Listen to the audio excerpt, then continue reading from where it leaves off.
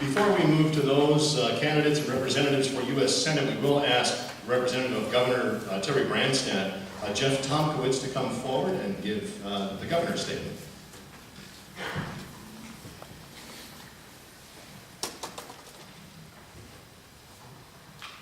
All right, I'll be very quick with you guys. I'm sure you guys all know all about Terry Branstad, know who he is and what office he's holding, and of course what office he's running for. I'll just kind of go off, the statistics and what we're really trying to do and what we're trying to continue, because there is still work to be done.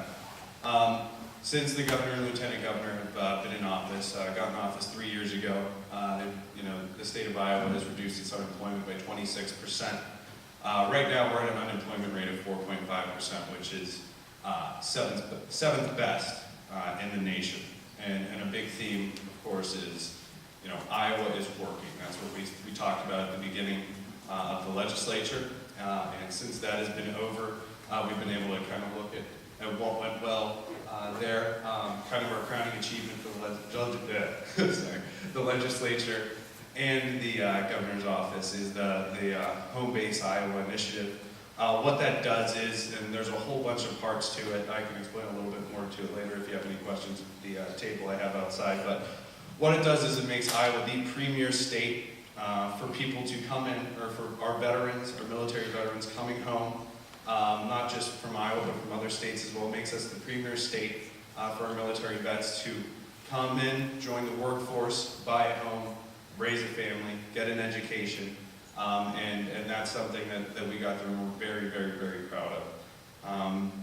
Another thing that we were able to do is the legislature all came to an agreement on our very robust fuel resource standard, and that's very crucial. Renewable fuels is a big part of Iowa's economy. Another thing that we were able to do is, because of lowering the unemployment rate so well and getting in so many jobs from some really great companies, Google, Microsoft, and a lot more tech jobs like that, we found ourselves with a lot of high quality jobs that we weren't able to fill. So this past session, we were able to triple the funding for apprenticeships, and what that does is it allows people to come in, make a wage while they're learning the trade. So when they go in, we're able to fill in all these high quality jobs, with Iowans that we're able to train for them, in Iowa. So, I think the last thing as far as the legislature, we're very, very excited. This is another year where we were able to spend a lot less than we took in. Big thing coming in when they took office in 2011 was a $900 million deficit. Right now we're sitting at a $700 million surplus. And we're also able to say that we had the largest tax cut in Iowa history last year. Right now we spend 91% of capacity of the budget. That's 8% below the legal limit. So we could probably say we're a state that spends less than what we took in. On the campaign side, we had a release of our fundraising today.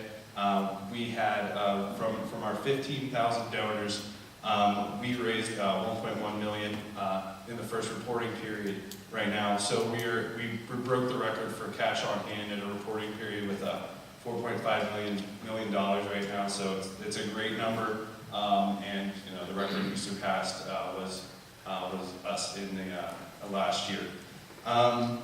Let's see. The last thing is, we're looking for a lot of help from our 2,000 county co-chairs that we have across all 99 counties. We're looking for help with putting up barn signs for, of course, staff and parades. It is the summer. It is the season now.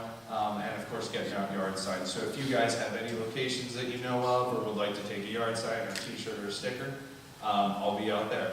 But thank you very much. Thank you, Jeff Tomkowitz, representing Governor Terry Branstad. Let's give Jeff a round of applause. Now we'll move to our candidates for U.S. Senate. And the first on the list on the luck of the draw is candidate Scott Shaven, who's representing himself.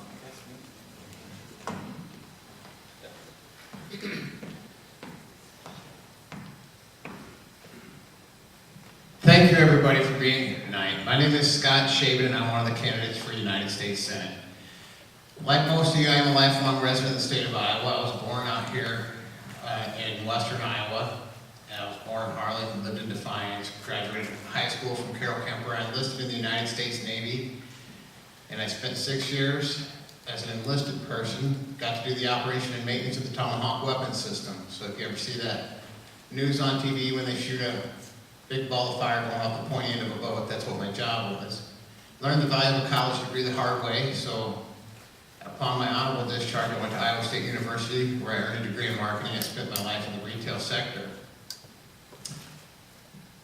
Is everybody here? Obviously, everybody here, most of us here are Republicans. Monty pointed out a couple of people that weren't quite Republicans. But we're all here tonight due to our passion. And we have to think about, here we are less than 3 weeks away, and we're the core of the party, and we're deciding the future of the Republican Party of Iowa. After 2012, a lot of people said the Republican Party of Iowa needs a facelift. They need a checkup. They need to help redefine themselves. We have 600,000 registered Republicans, 600,000 registered Democrats, and 700,000 people in the middle that don't want to identify themselves with either party, but yet they vote. So who are they going to vote for? Within the next 3 weeks, we're going to have to decide who that person is that's going to help shape the face of the Republican Party going forward. Who's going to be that person that can reach out to those 700,000 people to help grow the party? My message is just as Republican as everybody else's, however, it's a bit different. There's some things that I've been talking about for months that now are finally starting to come home to roost. Back in January, when I was out here on the trail, I started pointing out to people, we have 17,000 century farms in the state of Iowa, 650 heritage farms. Anybody here a century farmer? Anybody? Yeah.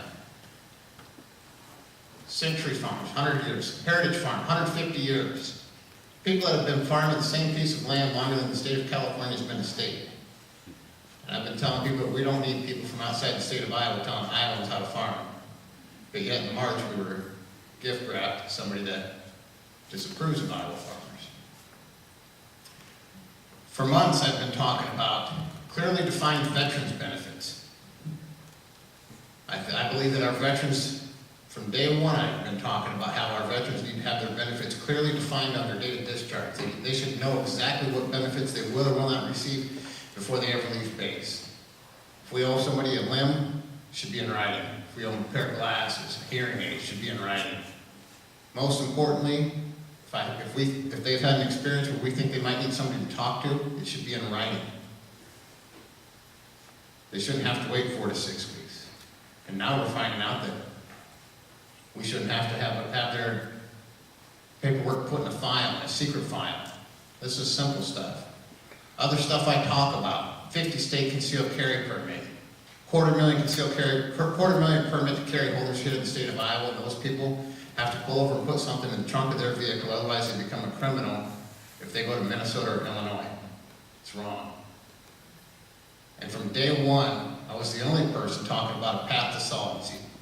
The rest of the field wants to give you lip service, talk about balanced budget, reducing deficit. Folks, we got to get out of debt. We balanced the budget, we're still $17 trillion in debt, paying $200 billion a year in interest. I thank you for the opportunity to address you tonight. I had other places that I could have been, but it's people like John Yates up there in the back that keeps the party of Mills County going strong. I met John on one of my very first days on the campaign trail, and anytime he asked me to do anything, I'm more than happy to come out here, because I like to meet you guys. Thank you very much for your time. I'll stick around and visit with you guys later. Thank you. Thank you. U.S. Senate senatorial candidate Scott Shaven. Next on our list from the luck of the draw to speak for a candidate for U.S. Senate will be Tyler LaHood, speaking on behalf of Marc Jacobs.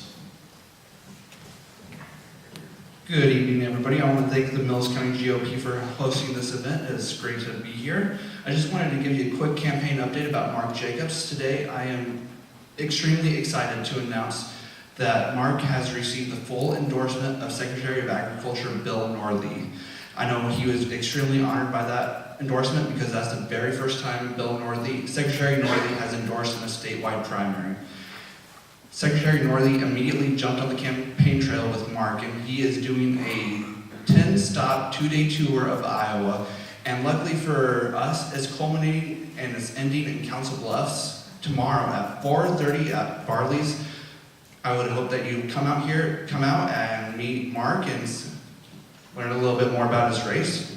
Talk to Secretary Norley. Once again, that was at 4:30 at Barley's, and that address is 114 West Broadway. I want to thank you again, and I hope that you have a good night.